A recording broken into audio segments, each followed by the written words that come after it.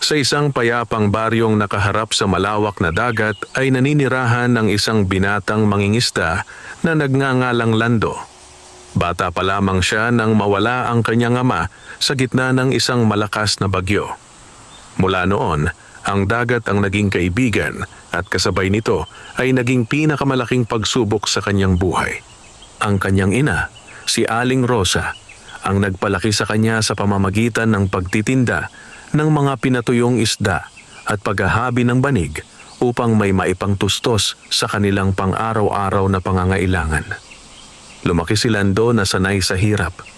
Bago pa sumikat ang araw, ay bumabangon na siya upang ihanda ang kanyang maliit na bangka. Ang bangkang iyon ay minanapan niya sa kanyang ama. Marami na itong bitak at ilang ulit na ring kinumpuni, ngunit maingat niya itong inaalagaan sapagkat iyon na lamang ang alaala ng kanyang ama. Hindi man siya nakakahuli ng maraming isda, hindi kailanman sumagi sa isip ni Lando ang mandaya. Hindi siya gumagamit ng bawal na paraan ng pangingisda. Naniniwala siyang ang dagat ay biyaya na dapat alagaan at hindi abusuhin. Kilala siya ng buong baryo bilang isang mabuting tao.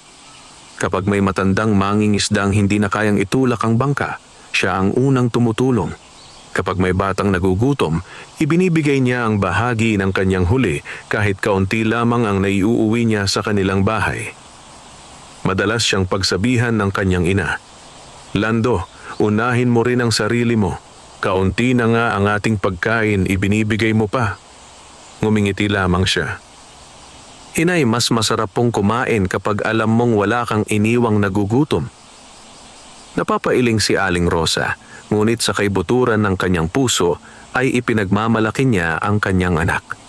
Hindi lahat ay humahanga kay Lando. Sa baryo ay may isang mayamang mangingisdang nagngangalang Don Marcelo.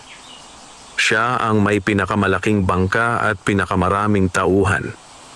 Dahil sa kanyang kayamanan, nais niyang siya lamang ang igalang ng mga tao. Napapansin niyang mas maraming nagmamahal kay Lando kaysa sa kanya. Anong meron sa mahirap na iyan? Minsan ay naiinis niyang tanong sa kanyang mga tauhan. Marahil po ay dahil mabuti siyang tao. Maingat na sagot ng isa. Hindi natuwa si Don Marcelo. Ang kabutihan ay hindi nakakabili ng yaman. Ngunit habang lumilipas ang panahon, lalo lamang tumitibay ang respeto ng mga tao kay Lando. Isang umaga, maagang pumalaot si Lando. Tahimik ang dagat. Bahagyang sumasayaw ang mga alon habang unti-unting sumisilip ang araw sa silangan. Pinagmasdan niya ang malawak na karagatan. "Salamat sa panibagong araw." Mahina niyang sambit. Inihagis niya ang kanyang lambat at matiyagang naghintay. Lumipas ang ilang oras ngunit kakaunti lamang ang kanyang nahuli. Sa halip na magreklamo, ngumiti lamang siya. "Sapat na ito para sa atin, inay." Habang pauwi siya, napansin niyang may isang maliit na bangka na inaanod ng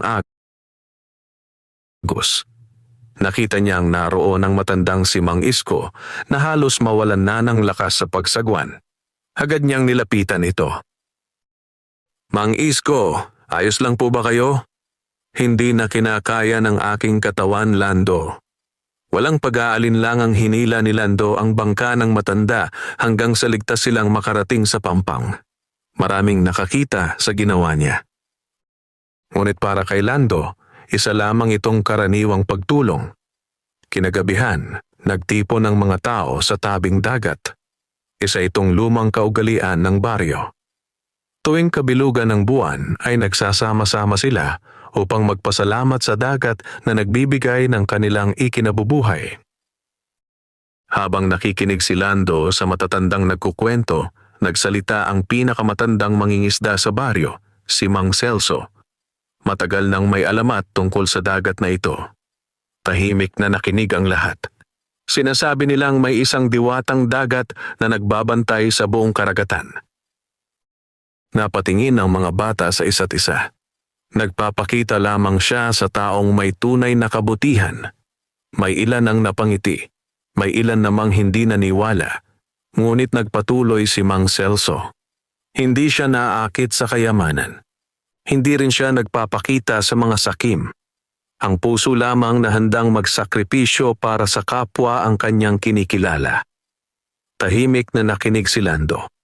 Hindi niya iyon inisip na maaaring mangyari. Para sa kanya, isa lamang itong lumang alamat na ipinamamana ng mga ninuno. Ngunit hindi niya alam na sa mga susunod na araw, magsisimulang magbago ang takbo ng kanyang buhay. Kinabukasan, bago pa man sumikat ang araw, muling nagtungo si Lando sa dagat. Malamig ang simoy ng hangin at tila kakaibang katahimikan ang bumabalot sa buong karagatan. Habang papalayo ang kanyang bangka sa pampang, may kakaibang pakiramdam siyang hindi niya may paliwanag. Para bang may mga matang tahimik na nagmamasid sa kanya mula sa kailaliman ng dagat. Hindi siya natakot. Sa halip, ipinagpatuloy lamang niya ang kanyang paglalayag.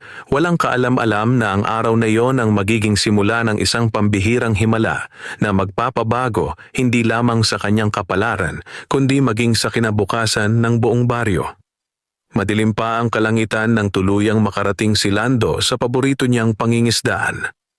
Bahagyang sumisilip ang mapulang liwanag ng umaga sa silangan, ngunit nananatiling tahimik ang dagat.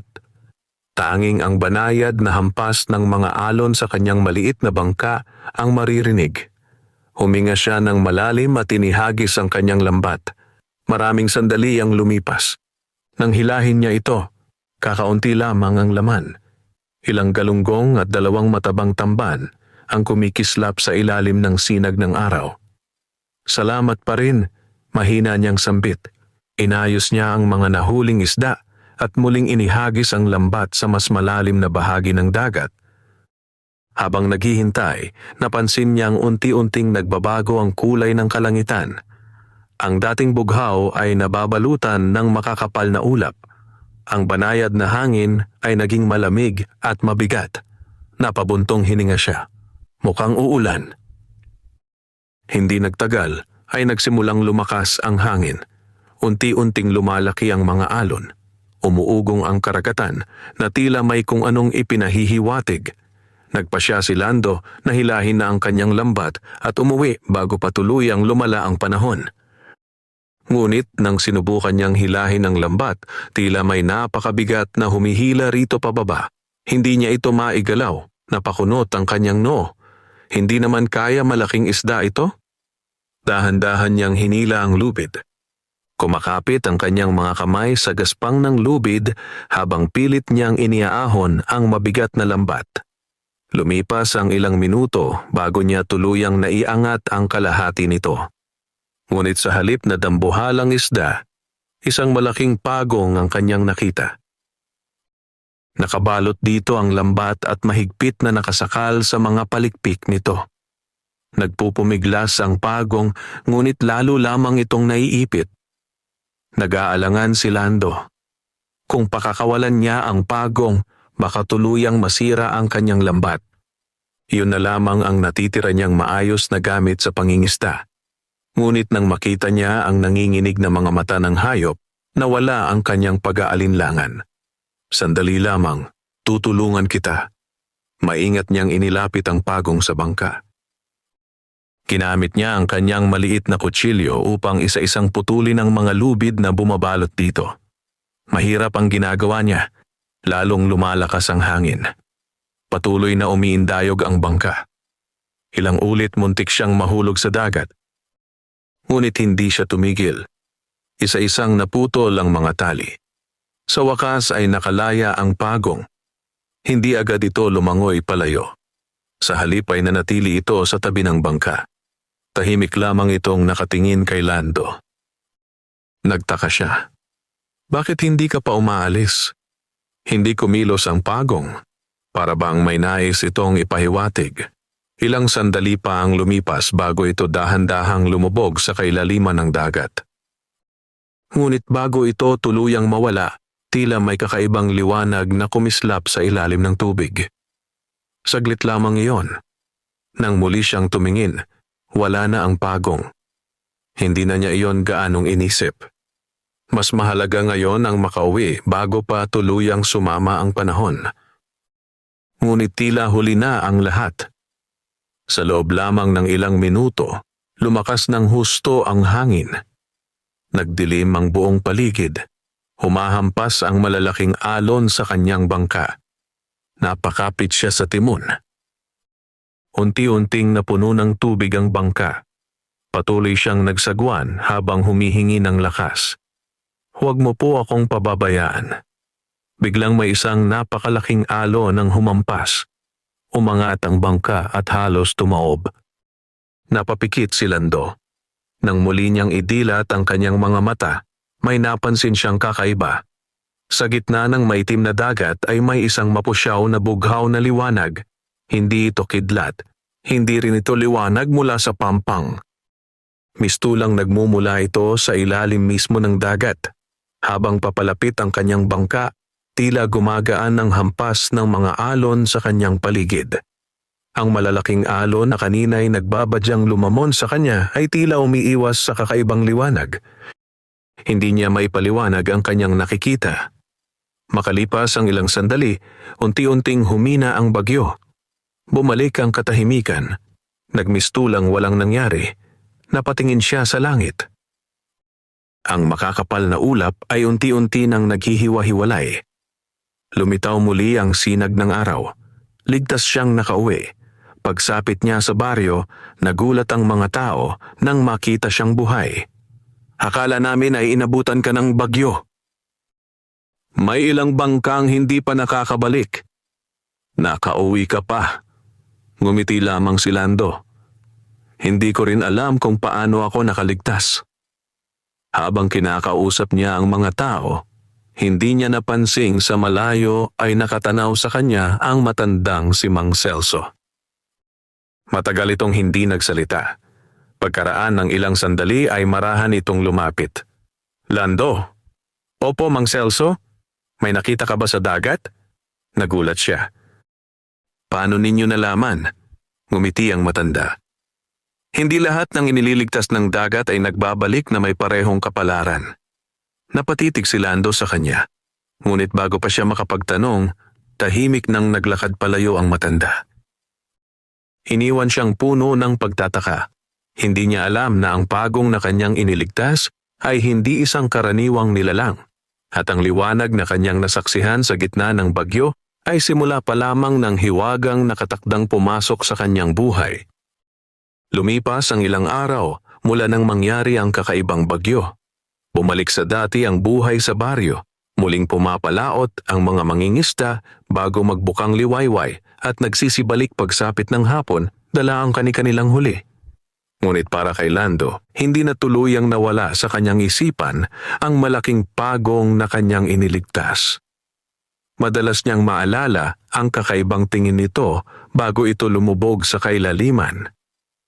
Hindi rin niya makalimutan ang bughaw na liwanag na tila nagligtas sa kanya sa gitna ng rumaragasang alon. Pinilit niyang isipin na baka pagod lamang siya noon, kaya kung ano-ano ang kanyang nakita. Ngunit may kakaibang pakiramdam siyang nagsasabing hindi iyon bunga ng kanyang imahinasyon. Isang gabi, matapos kumain kasama ang kanyang inang si Aling Rosa, naupo siya sa harap ng kanilang munting kubo. Maliwanag ang buwan at tila pilak ang kulay ng dagat sa ilalim ng liwanag nito. Tahimik ang buong baryo.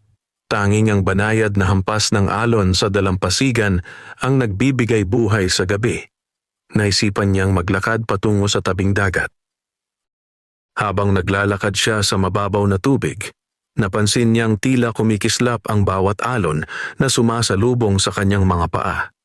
Huminto siya. Unti-unting lumakas ang liwanag sa ibabaw ng dagat. Ang tubig ay tila naging salamin na sumasalamin sa liwanag ng buwan.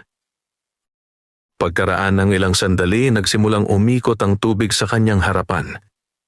Hindi ito parang ipo-ipo, bagkus ay tila isang banayad na sayaw ng mga alon. Unti-unting lumitaw ang isang anyo mula sa gitna ng dagat. Isang babaeng napakaganda ang dahan-dahang umangat mula sa tubig. Mahaba ang kanyang buhok na tila hinahaplos ng hangin kahit walang malakas na simoy. Ang kanyang kasuotan ay kumikislap na wari hinabi mula sa liwanag ng buwan at mga alon. Sa kanyang ulo ay nakapatong ang isang korona na yari sa puting kabibe at asul na perlas. Hindi makapagsalita si Lando. Hindi siya makagalaw. Ngunit sa halip na takot, kakaibang kapayapaan ang kanyang naramdaman. Ngumiti ang mahiwagang babae. Lando, lalong nagulat ang binata. Kilala ninyo ako? Matagal na kitang pinagmamasdan. Napayuko si Lando bilang paggalang. Kung kayo man ay isang banal na nilalang, wala po akong nagawang karapat-dapat upang humarap sa inyo. Muling ngumiti ang babae. Ako ang tagapagbantay ng karagatang ito. Tahimik na nakinig si Lando. Marami ang naghahangad ng kayamanan mula sa dagat. Marami rin ang kumukuha ng higit sa kanilang kailangan. Ngunit kakaunti ang handang magbigay ng walang hinihintay na kapalit. Naalala ni Lando ang pagong. Biglang lumitaw sa tabi ng mahiwagang babae ang parehong malaking pagong na kanyang iniligtas. Malaya na itong lumalangoy.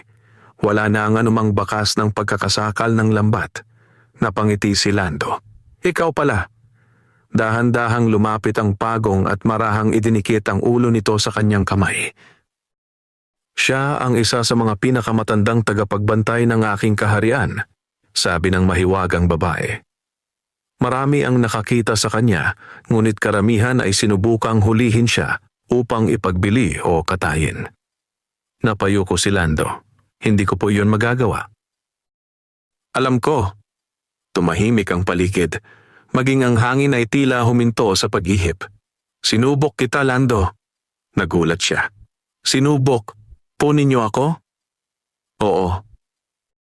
At pinili mong iligtas ang isang nilalang kahit kapalit nito ang pagkasira ng sarili mong lambat at ang pagkawala ng pagkakataong makahuli ng maraming isda. Napangiti lamang si Lando. Buhay pa rin po yon. Sa unang pagkakataon, tila lalong luminaw ang ngiti ng mahiwagang babae. Dahil sa kabutihan ng iyong puso, nais kitang gantimpalaan. Biglang lumiwanag ang buong dagat. Unti-unting umangat mula sa tubig ang isang maliit na kabibe. Pagbukas nito ay tumambad ang isang napakagandang perlas. Hindi ito tulad ng karaniwang perlas. May asul at gintong liwanag itong umiikot sa loob na tila may sariling buhay. Maingat na iniabot ito ng mahiwagang babae kay Lando. Ito ang perlas ng diwatang dagat. Nagatubili si Lando. Hindi ko po ito maaaring tanggapin. Bakit? Pakiramdam ko po ay hindi ako karapat-dapat. Ang tunay na karapat-dapat ay yaong hindi naghahangad nito. Dahan-dahang tinanggap ni Lando ang perlas. Pagdampi pa lamang nito sa kanyang palad ay nakaramdam siya ng kakaibang init. Hindi ito masakit.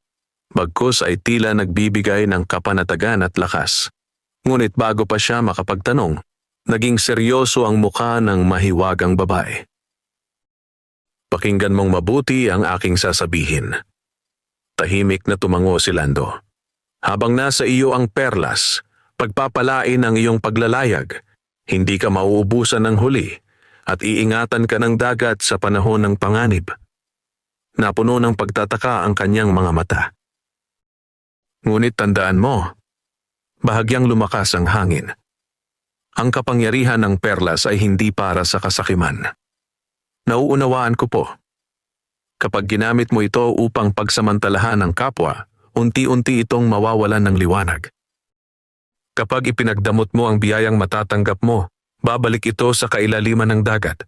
At kapag nanaig ang kasakiman sa iyong puso, hindi na kita muling matutulungan. Mariing tumango si Lando. Ipinapangako ko po na gagamitin ko lamang ang anumang biyayang matanggap ko upang makatulong sa iba. Muling ngumiti ang diwatang dagat. Yan ang dahilan kung bakit ikaw ang aking pinili. Unti-unting nagsimulang maglaho ang kanyang anyo. Kasabay nito ay nagliliwanag ang buong dagat na tila napuno ng libu-libong bituin. Bago tuluyang mawala ang mahiwagang babae, narinig ni Lando ang kanyang huling mga salita. Darating ang araw na susubukin ang iyong puso ng higit pa kaysa sa iyong lakas. Kapag dumating ang araw na iyon, alalahanin mong ang tunay na kayamanan ay hindi nasusukat sa dami ng ginto, kundi sa dami ng buhay na iyong natulungan. Naglaho ang liwanag.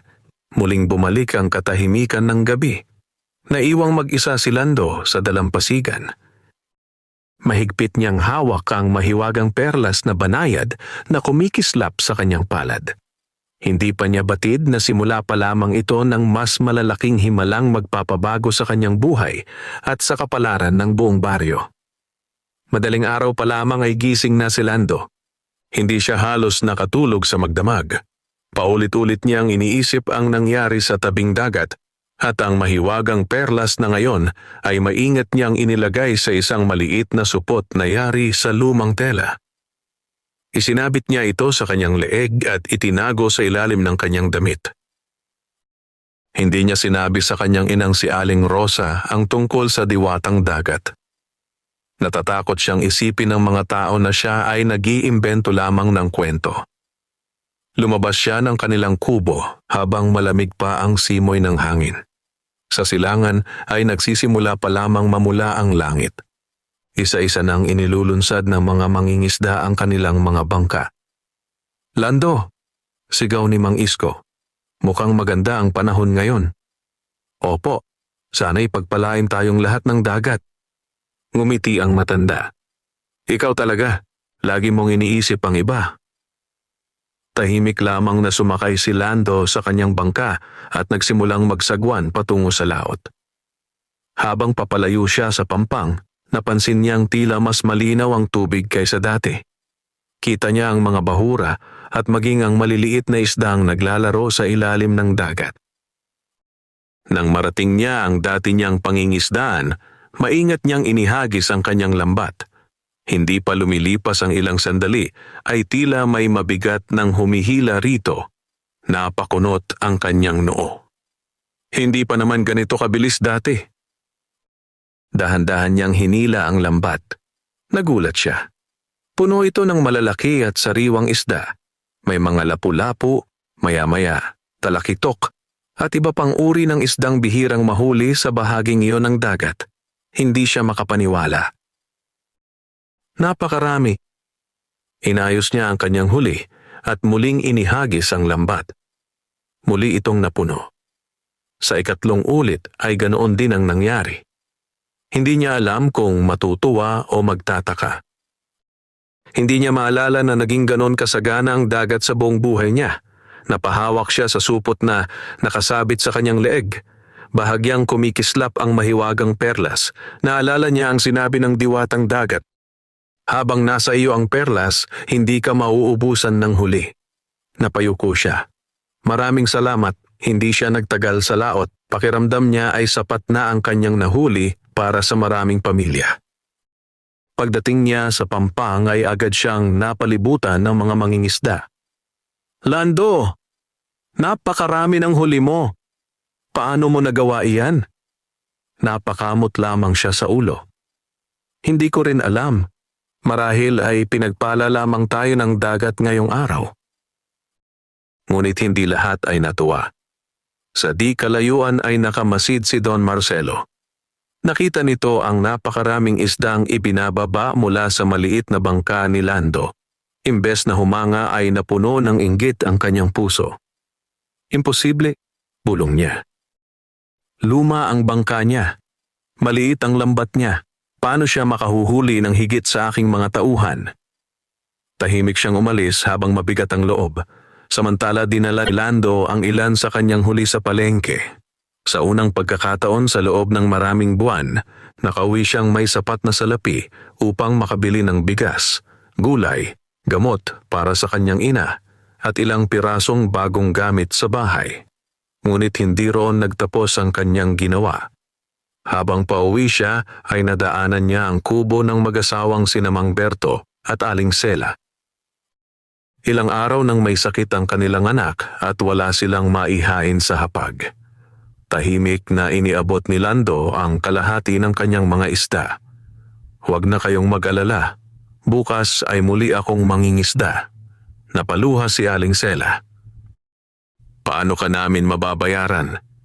Umiling si Lando. Kapag kayo naman ang may kakayahan, iba naman ang tulungan ninyo. Lumabas siyang nakangiti. Hindi niya alam na may isang batang nakakita sa kanyang ginawa. Kinahapunan, kumalat sa buong baryo ang balita. Nagbigay si Lando ng kalahati ng kanyang huli. Tinulungan niya ang pamilya ni Mang Berto. Talagang mabuti ang batang iyon. Lalong minahal ng mga tao si Lando. Ngunit kasabay ng pagtaas ng kanilang paghanga ay lalo ring lumalim ang inggit ni Don Marcelo. Kinagabihan, habang mag-isang nakaupo si Don Marcelo sa kanyang malaking bahay, tinawag niya ang dalawa niyang pinagkakatiwalaang tauhan, bantayan ninyo si Lando. Nais kong malaman kung bakit siya biglang sinuwerte. Ayaw kong may lihim siyang hindi ko nalalaman. Tumango ang dalawang lalaki. Hindi nila alam na ang lihim na kanilang hinahanap ay hindi kayang nakawin ng lakas o ng salapi. Sapagkat ang tunay na pinagmulan ng biyaya ni Lando ay hindi ang mahiwagang perlas lamang, kundi ang kabutihang nananatili sa kanyang puso. At habang nagsisimulang mamunga ang kabutihang iyon, unti-unti namang nabubuo ang anino ng kasakiman na susubok sa kanyang katatagan. Mula nang maging masagana ang huli ni Lando, nagbago ang takbo ng buhay sa baryo. Hindi na siya umuuwing walang dala. Sa bawat paglalayag ay sapat ang kanyang nahuhuling isda upang maipagbili sa palengke at may maibahagi pa sa mga pamilyang higit na nangangailangan. Ngunit kahit dumarami ang kanyang kinikita, hindi nagbago ang kanyang pamumuhay. Nanatili pa rin siyang nakatira sa maliit nilang kubo kasama si Aling Rosa. Ang lumang bangka ng kanyang ama ang patuloy niyang ginagamit. Hindi siya bumili ng mamahaling kasuotan, niniyayabang ang kanyang bagong biyaya. Mas mabuti ng simple ang buhay basta't malinis ang konsensya. Madalas niyang sabihin sa kanyang ina. Lalong humanga si Aling Rosa sa kanyang anak. Ang tunay na kayamanan ay ang pusong marunong magpasalamat. Lumipas ang mga araw at mas marami ng mangingisda ang nakapansin sa kakaibang swerte ni Lando. May ilan na natuwa para sa kanya. May ilan ding nagtaka. Ngunit mayroon ding nagsimulang mainggit. Pinakamatindi sa lahat ang nararamdaman ni Don Marcelo. Halos araw-araw niyang pinagmamasdan si Lando mula sa malayo.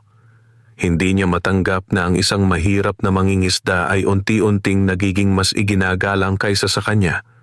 Isang hapon, ipinatawag niya ang dalawa niyang tauhan. Ano ang inyong nalaman? Nagkatinginan ang dalawa bago sumagot. Wala po kaming nakitang kakaiba. Pareho lamang po ang kanyang ginagawa sa ibang mangingisda. Lumalayag siya ng madaling araw, nagahagis ng lambat at umuwi. Lalong sumama ang mukha ni Don Marcelo. Hindi maaari. May lihim siya. Hanapin ninyo. Ano man ang kailangan ninyong gawin. Kinabukasan, lihim na sinundan ng dalawang tauhan si Lando habang papunta siya sa dagat. Mula sa malayo ay pinagmasdan nila ang bawat kilos ng binata. Ngunit wala silang napansing kakaiba. Hindi nila nakita ang perlas na nakasabit sa ilalim ng kanyang damit. Hindi rin nila nakita ang banayad na pagliwanag nito tuwing inihahagis niya ang lambat. Pagbalik nila kay Don Marcelo, wala silang naiuwing kasagutan. Galit na galit ang mayamang mangingisda. Walang taong ganito kaswerte. May itinatago siya. Samantala, walang kamalay-malay si Lando sa mga nangyayari. Sa halip na isipin ang kanyang sarili, nagpasya siyang bumili ng bagong lambat para kay Mang Isko na matagal nang gumagamit ng sirang kagamitan. Nang iabot niya ito sa matanda, halos hindi ito makapagsalita. Lando, napakamahal nito. Regalo ko po. Hindi ko ito matatanggap. Kung mas marami po kayong mahuhuli, mas marami rin kayong maipapakain sa inyong pamilya. Napaluha si Mang Isko. Hindi nagtagal ay nalaman ito ng buong baryo. Unti-unting nabuo ang isang bagong samahan ng mga mangingisda. Nagtutulungan sila sa pag-aayos ng mga bangka, nagbabahaginan ng pagkain, at nagtuturo ng tamang paraan ng pangingisda sa mga kabataan. Naging mas masaya ang baryo. Ngunit habang nagiging mas masagana ang mga tao, lalo namang lumalalim ang inggit ni Don Marcelo. Isang gabi, hindi siya makatulog. Paulit-ulit niyang iniisip ang tanong. Bakit siya? Ako ang may pinakamalaking bangka. Ako ang may pinakamaraming lambat. Ako ang may pinakamaraming tauhan. Bakit siya ang pinagpapala? Sa sobrang galit, hinampas niya ang mesa. Hindi niya napansin ang isang matandang babaeng nakatayo sa labas ng kanyang bahay. Tahimik lamang itong nakatingin sa kanya bago naglakad palayo. Kinabukasan, habang papalaot si Lando, muling napansin niyang bahagyang umiilaw ang perlas. Ngunit sa pagkakataong iyon, hindi init ang kanyang naramdaman. Bagkus ay tila isang banayad na babala. Napatingin siya sa paligid. Tahimik ang dagat. Ngunit pakiramdam niya ay may matang lihim na sumusunod sa bawat galaw niya. Hindi niya alam na sa di kalayuan ay may isang maliit na bangkang nakatago sa likod ng malalaking batuhan. Naroon ang 2 tauhan ni Don Marcelo.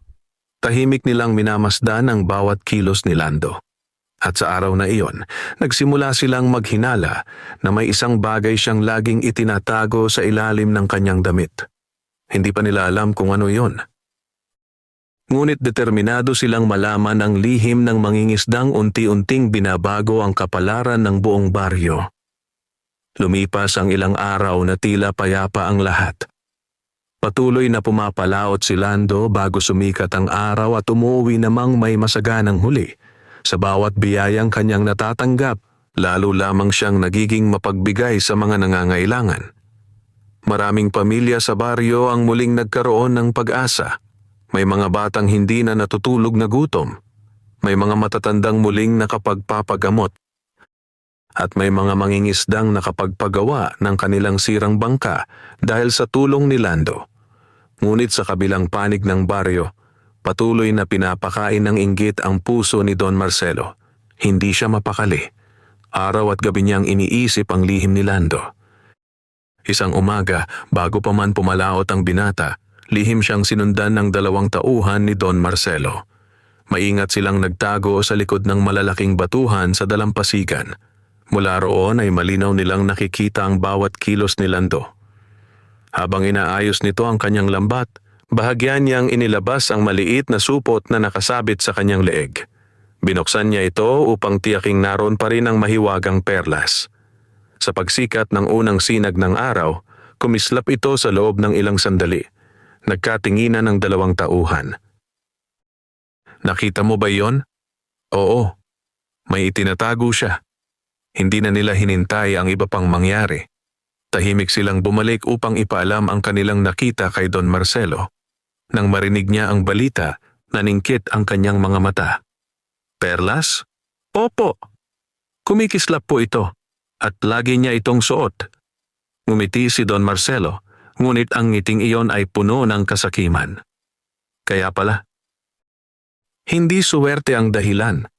May mahiwagang bagay siyang itinago. Tumayo siya at dahan-dahang lumapit sa bintana. Kung nasa akin ang perlas na iyon, lalo akong yayaman. Hindi na niya inisip kung paano ito nakuha ni Lando. Hindi rin niya naisip kung nararapat ba itong kunin. Ang tanging nasa isip niya ay angkinin ang mahiwagang perlas. Samantala, walang kamalay-malay si Lando. Habang nasa laot, muli niyang napansin ang kakaibang katahimikan ng dagat. May ilang puting ibon ang paikot-ikot sa ibabaw ng kanyang bangka. Ang tubig ay malinaw at tila mas bughaw kaysa karaniwan. Maya-maya'y muling lumitaw ang malaking pagong. Tahimik itong lumalangoy sa tabi ng bangka. Napangiti si Lando. Masaya akong makita kang muli. Hindi nagsalita ang pagong, ngunit tila nauunawaan nito ang kanyang sinabi. Pagkaraan ng ilang sandali, dahan-dahan itong lumangoy palayo. Kasabay nito ay bahagyang uminit ang perlas sa kanyang dibdib. Biglang naalala ni Lando ang babala ng diwatang dagat. Darating ang araw na susubukin ang iyong puso. Hindi niya alam kung bakit, ngunit nakaramdam siya ng kakaibang pag-aalala. Pagsapit ng gabi, habang nagpapahinga siya sa kanilang kubo, may narinig siyang mahinang katok sa pintuan. Pagbukas niya, wala siyang nakita. Ngunit sa ibaba ng pintuan ay may nakalagay na isang maliit na kabibe. Kinuha niya ito. Sa loob ay may isang pirasong dahon ng niyog na may nakasulat na ilang salita. Mag-ingat ka. May mga matang nagmamasid sa iyong kayamanan. Napakunot ang kanyang noo. Sino ang nag-iwan nito? Hindi niya alam. Mabilis siyang lumabas upang tumingin sa paligid. Tahimik ang buong baryo. Wala ni isang tao sa daan. Mahigpit niyang hinawakan ang mahiwagang perlas. Sa unang pagkakataon mula nang mapasa kanya ito, nakaramdam siya ng tunay na panganib. Samantala, sa malaking bahay ni Don Marcelo, lihim na binubuo ang isang masamang plano. Sa susunod na siya ay pumalaot, wika niya sa kanyang mga tauhan, susundan ninyo siya. Kapag nagkaroon ng pagkakataon, kunin ninyo ang perlas. Tahimik na tumango ang dalawa. Hindi nila alam na ang perlas ay hindi lamang isang kayamanan. Ito ay biyayang ipinagkakaloob lamang sa pusong tunay na mabuti. At ang sino mang magtatangkang angkinin ito sa pamamagitan ng kasakiman ay haharap sa kapalarang hindi nila kailanman inaasahan. Maagang maaga pa lamang ay gising na si Lando. Hindi nawala sa kanyang isipan ang mahiwagang babalang iniwan sa kanilang pintuan noong nakaraang gabi. Paulit-ulit niyang binasa sa kanyang alaala ang mga salitang nakasulat sa dahon ng niyog. Mag-ingat ka. May mga matang nagmamasid sa iyong kayamanan. Hindi niya alam kung sino ang nagbigay ng babala, ngunit ramdam niyang hindi iyon basta pananakot lamang. Tahimik niyang isinuot ang supot na kinalalagyan ng mahiwagang perlas at humarap sa kanyang ina. Lando, parang mabigat ang iniisip mo, sabi ni Aling Rosa. Ngumiti siya upang hindi ito mag-alala. Wala po iyon, inay. Mag-iingat lamang po ako sa dagat. Mag-iingat lagi. Hindi lamang sa dagat kundi pati sa mga taong may masamang balak. Napatingin si Lando sa kanyang ina. Hindi niya ito sinabihan tungkol sa babala, ngunit tila naramdaman na rin nito ang nalalapit na panganib. Makalipas ang ilang sandali ay muli siyang pumalaot. Hindi niya napansing may dalawang maliit na bangka ang dahan-dahang sumusunod sa kanya mula sa malayo. Nakatago ang mga ito sa likod ng malalaking batuhan. Naroon ang dalawang tauhan ni Don Marcelo. Tahimik nilang sinusundan ang bawat galaw ni Lando. Nang marating niya ang kanyang pangingisdaan, inihagis niya ang lambat. Muli itong napuno ng maraming isda. Ngunit bago pa niya tuluyang maiyahon ang lambat, napansin niyang tila may dalawang bangkang mabilis na papalapit. Napakunot ang kanyang noo. Hindi niya nakilala ang mga lalaki dahil nakatakip ang kanilang mga sombrero. Paglapit nila, ngumiti ang isa. Magandang umaga, Lando. Magandang umaga rin. Napakaganda yata ng huli mo. Pinagpapala lamang tayo ng dagat. Nagkatinginan ang dalawang lalaki. Pagkatapos ay tumalon ang isa sa bangka ni Lando. Ano ang ginagawa ninyo? Gulat na tanong niya. Wala kaming pakay sa mga isda. Ang gusto namin ay ang perlas. Nabigla si Lando. Hindi ko alam ang sinasabi ninyo. Huwag ka nang magkaila. Nakita ka namin. Alam naming may mahiwagang perlas kang itinatago. Hindi kumibo si Lando. Mabilis niyang napagtantong sila ang mga taong nagmamatsyag sa kanya. Ibigay mo na lamang ito. Hindi namin nais na may masaktan. Mahigpit na hinawakan ni Lando ang supot sa kanyang dibdib. Hindi ko ito maaaring ibigay. Galit na galit ang dalawang lalaki. Sabay silang lumapit upang agawin ang supot. Nagkaroon ng pagtutulakan sa ibabaw ng maliit na bangka. Dahil sa lakas ng kanilang pag-aagawan, biglang natanggal ang tali ng supot. Tumilapo ng mahiwagang perlas. Lahat ay napasigaw. Diretso itong nahulog sa dagat. Napayuko ang tatlo. Ngunit sa halip na tuluyang lumubog, nagsimulang magliwanag ang buong paligid. Mula sa kailaliman ay umakyat ang napakaraming maliliit na isda na kumikislap na parang mga bituin. Kasunod nito ay lumitaw ang malaking pagong. Lumangoy ito sa ilalim ng perlas. Hindi hinayaang lumubog ang mahiwagang kayamanan. Unti-unti nitong itinulak ang perlas pabalik sa ibabaw ng tubig. Nagulat ang dalawang magnanakaw. Bago pa nila ito maabot, isang napakalakas na alon ang biglang umangat. Hindi nito sinira ang bangka ni Lando. Sa halip, itinulak nito palayo ang dalawang lalaki. Napabaligtad ang kanilang bangka. Nalaglag sila sa dagat. Nagsimula silang humingi ng saklolo. Hindi kami marunong lumangoy. Hindi nagdalawang isip si Lando. Sa kabila ng ginawa nila, agad niyang inihagis ang isang lupid. Kapit! Isa-isa niyang hinila ang dalawang lalaki hanggang makasampa silang muli sa kanilang bangka. Hingal na hingal ang dalawa. Hindi sila makatingin sa mukha ni Lando. Bakit mo kami iniligtas? Mahina nilang tanong. Tao pa rin kayo. Hindi ko hahayaang may mamatay dahil lamang sa galit. Napayuko ang dalawang lalaki. Ngayon lamang nila naranasan ang ganitong kabutihan mula sa taong nais nilang pagnakawan. Tahimik silang umalis. Hindi na nila tinangkang kunin ang perlas.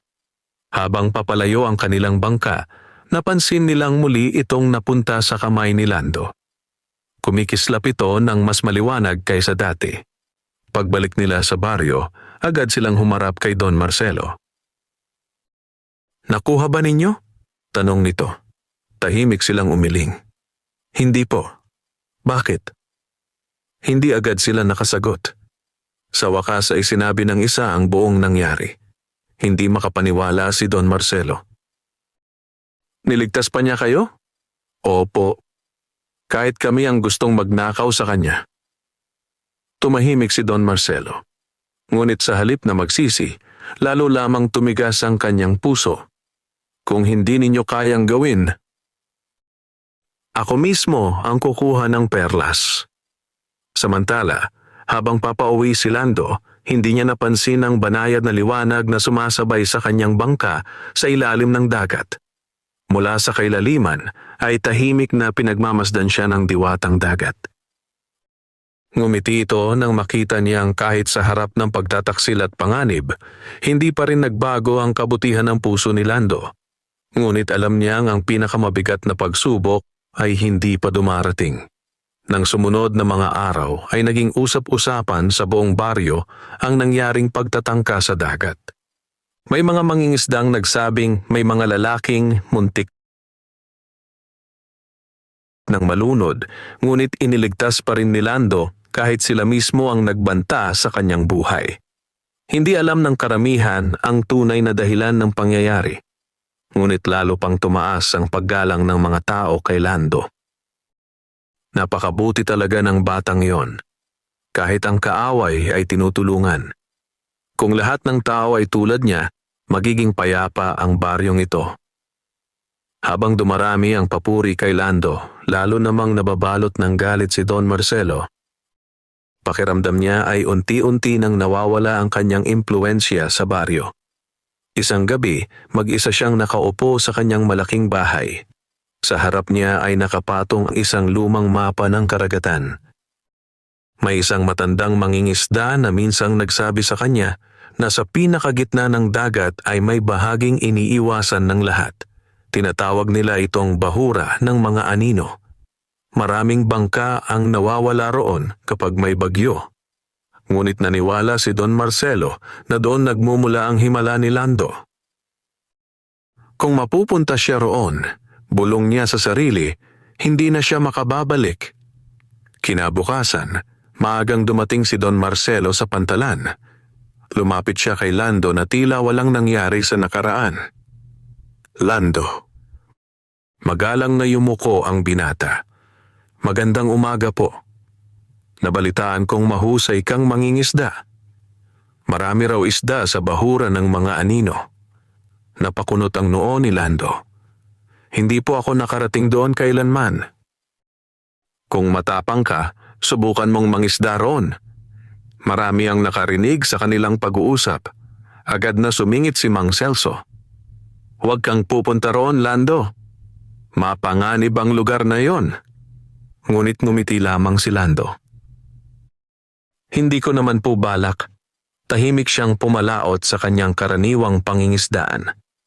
Ngunit habang nasa dagat siya, unti-unting nagbago ang direksyon ng hangin. Lumakas ang agos. Napansin niyang hindi niya namamalayan na inaanod na pala ang kanyang bangka. Sinubukan niyang magsagwan pabalik, ngunit tila may puwersang humihila sa kanya papalayo. Nang tumingala siya, nagulat siya. Sa di kalayuan ay nakatayo ang matatarik na batuhan ng bahura ng mga anino. Napabuntong hininga siya. Hindi maaari. Patuloy niyang pinilit na baguhin ang direksyon ng bangka. Ngunit lalo lamang lumalakas ang agos. Biglang nagsimulang umitim ang langit. Humampas ang malalaking alon. Nagmistulang galit ang buong dagat. Mahigpit niyang hinawakan ang timon. Sa gitna ng unos, muli niyang naramdaman ang init ng mahiwagang perlas. Unti-unti itong nagliwanag. Kasabay nito ay lumitaw ang malaking pagong. Lumalangoy ito sa unahan ng bangka. Hindi ito lumalayo, para bang may nais itong ipasunod. Walang ibang magawa si Lando kundi sundan ito. Maya-maya ay may nakita siyang makitid na daan ng ligtas sa pagitan ng matutulis na batuhan. Doon siya dinala ng pagong. Habang sinusundan niya ito, ang malalaking alon ay tila nahahati sa magkabilang panig ng kanyang bangka. Hindi nagtagal ay nakalabas siya sa mapanganib na bahagi ng dagat. Kasabay noon ay biglang humupa ang bagyo. Unti-unting lumiwanag ang kalangitan. Napaupo si Lando sa bangka habang malalim ang kanyang paghinga. Salamat. Pagtingin niya sa paligid, wala na ang malaking pagong. Ngunit sa ibabaw ng tubig ay may isang puting kabibe na dahan-dahang inaanod patungo sa kanyang bangka. Kinuha niya ito. Pagbukas niya ay wala siyang nakitang kayamanan. May isang maliit na piraso lamang ng kabibe na may nakaukit na mga salita. Ang kabutihan ng tunay na kalasag laban sa kadiliman. Mahigpit niya itong isinara at inilagay sa kanyang bulsa. Pagbalik niya sa baryo ay nagulat ang lahat nang makita siyang ligtas. Nakabalik siya. Akala namin ay nilamon na siya ng bahura ng mga anino. Maging si Don Marcelo ay hindi makapaniwala. Imbes na matuwa ay lalo siyang nagalit. Hindi niya alam na habang lalo niyang sinusubukang pabagsakin si Lando, lalo lamang pinatutunayan ng dagat na ang biyaya ay hindi kailanman mapapasakamay ng taong nabubuhay sa kasakiman. At sa kailaliman ng karagatan, tahimik na pinagmamasdan ng diwatang dagat ang mga pangyayari. Alam niyang nalalapit na ang araw ng huling pagsubok, isang pagsubok na magpapasya sa magiging kapalaran ni Lando, ni Don Marcelo at ng buong baryong kanilang minamahal. Lumipas ang ilang araw matapos makabalik ng ligtas si Lando mula sa bahura ng mga anino. Sa bawat pagdaan ng araw ay lalo niyang pinahahalagahan ang bawat biyayang kanyang natatanggap. Hindi siya nagsawang magpasalamat sa dagat at sa may kapal sa bawat pag-uwi niyang ligtas. Samantala, hindi na halos makatulog si Don Marcelo. Paulit-ulit na bumabalik sa kanyang isipan ang kabiguang maranasan ang biyayang tinatamasa ni Lando. Sa bawat papuring naririnig niya mula sa mga tao, lalo lamang tumitindi ang galit sa kanyang puso. Hanggang kailan siya ang hahanga ng lahat, bulong niya sa sarili. Sa sobrang pagkainis, nagpasya siyang gumawa ng isang huling plano. Kinabukasan, ipinatawag niya ang lahat ng mangingisda sa baryo. Ako ang sasagot sa isang malaking salo-salo mamayang gabi, malakas niyang pahayag. Nais kong magpasalamat sa inyong lahat. Nagtaka ang mga tao. Hindi kasi ugali ni Don Marcelo ang magpakita ng kabutihang loob. Gayunman, marami pa rin ang dumalo, kabilang si Lando at ang kanyang inang si Aling Rosa. Masaya ang umpukan. May pagkain at inumin sa bawat mesa. Ngunit habang abala ang lahat sa kwentuhan, lihim na lumapit si Don Marcelo kay Lando. Lando, opo? Marami akong pagkakamali sa iyo. Nais kong humingi ng tawad. Napangiti si Lando. Wala po akong sama ng loob sa inyo. Kung ganoon, tanggapin mo ang maliit kong handog. Iniabot ni Don Marcelo ang isang kahong yari sa kahoy. Binuksan ito ni Lando. Sa loob ay isang maliit na supot na tila yari sa mamahaling tela. Salamat po. Hindi alam ni Lando na habang hawak niya ang kahon, palihim na sinubukan ni Don Marcelo na tanggalin ang supot na nakasabit sa kanyang leeg. Ngunit bago pa niya ito mahawakan, biglang uminit ang mahiwagang perlas. Napaatras siya, para bang may hindi nakikitang puwersang humadlang sa kanya.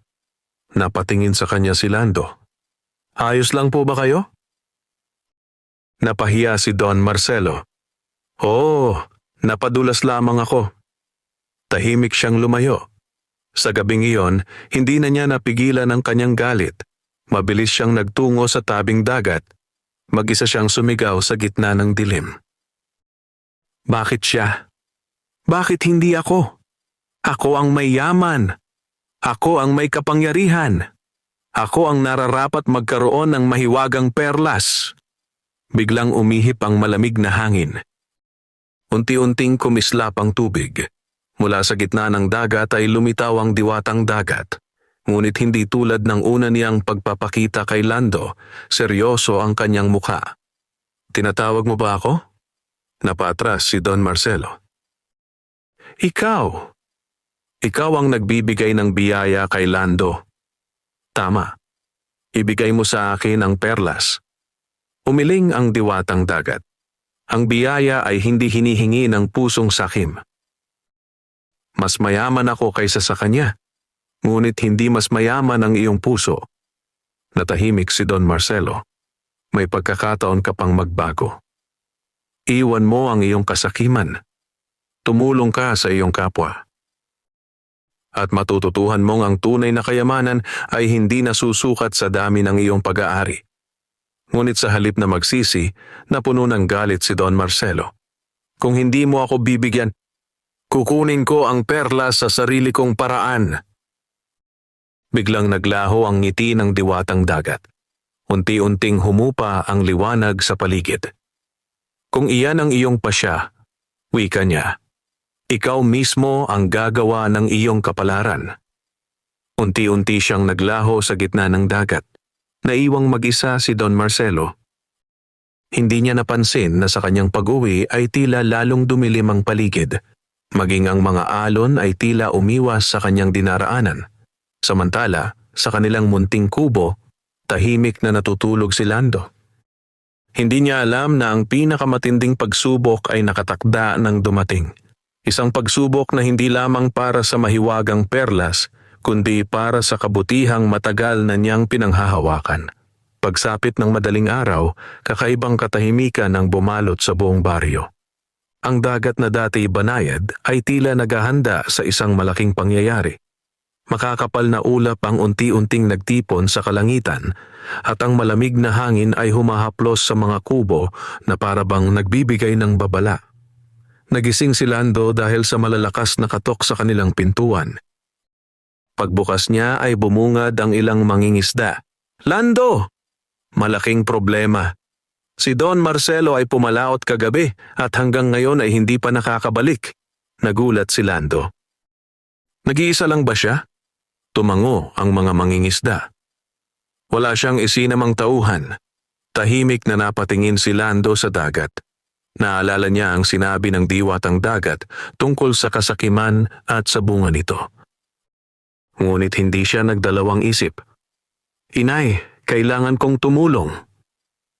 Mahigpit na hinawakan ni Aling Rosa ang kanyang kamay.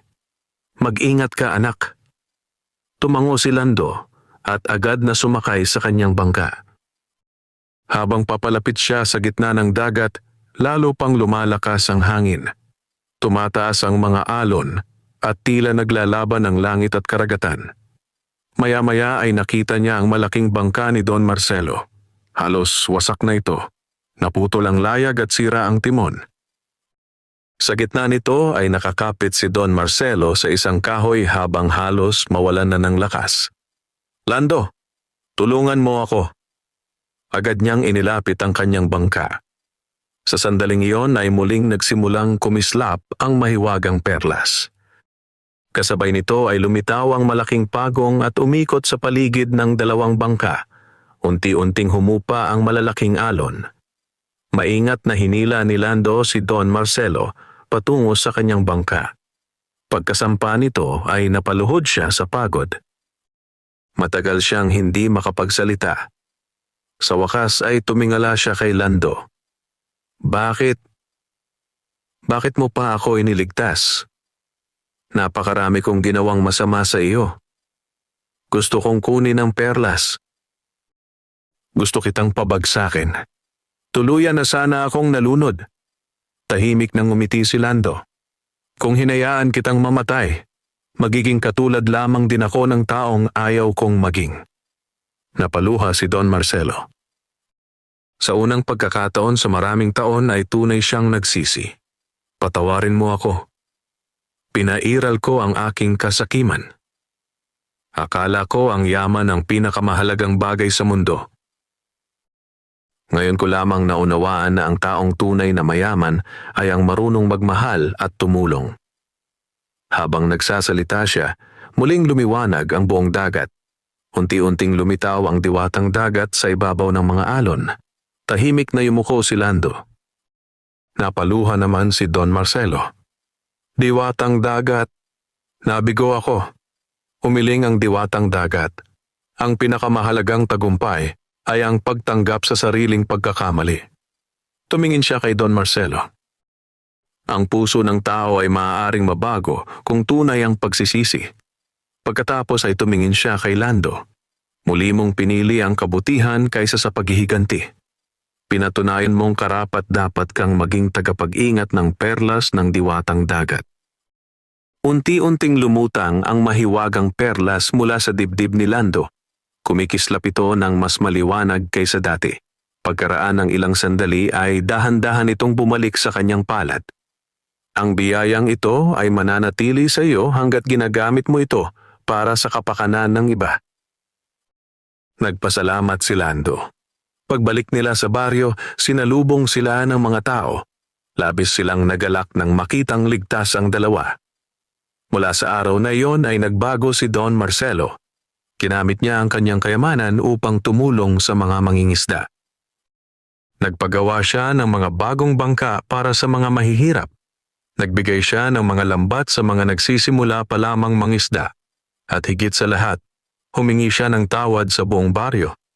Samantala, ipinagpatuloy ni Lando ang kanyang pangarap. Sa tulong ng biyayang natanggap mula sa mahiwagang perlas, nagpatayo siya ng isang paaralan upang makapag-aral ang mga bata ng walang bayad. Nagpatayo rin siya ng maliit na pagamutan para sa mga mangingisdang nasusugatan o nagkakasakit. Tinulungan niya ang magkaroon ng maayos na hanapbuhay ang bawat pamilya sa baryo. Hindi nagtagal, ang dating mahirap na pamayanan ay naging isa sa pinakamasagana at pinakamatatag na baryo sa kanilang lalawigan.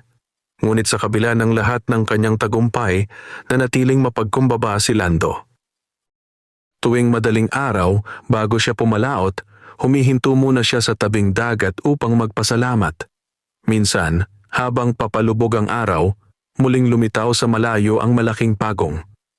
Tahimik itong lumangoy sa ibabaw ng dagat bago muling lumubog sa kailaliman. Napangiti si Lando. Alam niyang hindi na niya kailangang makita pa ang diwatang dagat upang malaman na patuloy itong nagbabantay sa kanilang karagatan. At habang nananatili ang kabutihan sa puso ng mga tao, mananatiling buhay ang hiwaga ng perlas ng diwatang dagat. Isang biyayang hindi sinusukat sa dami ng kayamanan, kundi sa dami ng pusong natutulungang umasa at magsimulang muli. Aral. Ang tunay na kayamanan ay hindi ang ginto o ang mahiwagang perlas. Ito ay ang pusong marunong tumulong, magpatawad at magbahagi ng biyaya sa kapwa.